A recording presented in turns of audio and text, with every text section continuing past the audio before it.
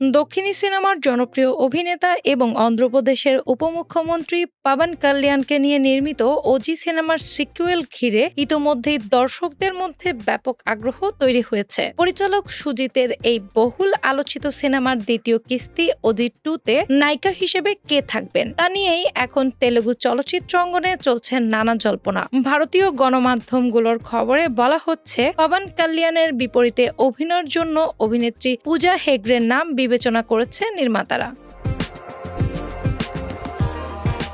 যদিও এ বিষয়ে এখন পর্যন্ত আনুষ্ঠানিক কোনো ঘোষণা দেওয়া হয়নি। সবকিছু চূড়ান্ত হলে এটিই হবে পাবন কাল্যাণ ও পূজা হেগড়ের প্রথম একসঙ্গে কাজ। তবে সম্ভাব্য এই জুটিকে ঘিরে ইতোমধ্যেই সামাজিক যোগাযোগ মাধ্যমে শুরু হয়েছে আলোচনা সমালোচনা। মূল কারণ দুই তারকার বয়সের পার্থক্য। বর্তমানে পাবন কাল্যাণের বয়স 54 বছর আর পূজা হেগড়ের বয়স 35, অর্থাৎ তাদের মধ্যে বয়সের ব্যবধান 19 বছর।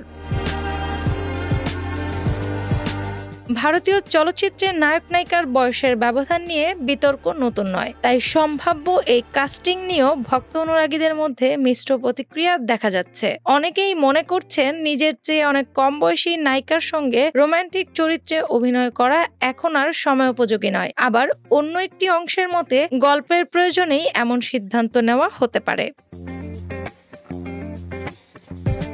সম্প্রতি যুক্তরাষ্ট্রভিত্তিক গণমাধ্যম ভ্যারাইটিকে দেওয়া এক সাক্ষাৎকারে পাবন কাল্যাণের ক্রিয়েটিভ টিম নিশ্চিত করেছে যে ওজি 2 নির্মাণের কাজ এগিয়ে চলছে। তাদের ভাষ্য অনুযায়ী চলতি বছরের নভেম্বরের পর সিনেমাটির শুটিং শুরু হওয়ার সম্ভাবনা রয়েছে। পরিচালক বিদেশ সফর শেষে ভারতে ফিরলেই পরবর্তী পরিকল্পনা নিয়ে চূড়ান্ত আলোচনা হবে। ওজি 2 সিনেমাটিও পরিচালনা করবেন সুজিত এবং সঙ্গীত পরিচালনার দায়িত্বে থাকবেন থমেন। তবে নতুন কিস্তিতে আর কোন কোন শিল্পী অভিনয় করবেন কিংবা পূজা হেগড়েই চূড়ান্ত হচ্ছে কিনা সে বিষয়ে এখনো নির্মাতাদের পক্ষ থেকে আনুষ্ঠানিকভাবে কিছু জানানো হয়নি। ফলে সিনেমাটি ঘিরে দর্শকদের কৌতূহল ও অপেক্ষা আরও বাড়ছে। ডেস্ক রিপোর্ট, বাংলা বাজার পত্রিকা।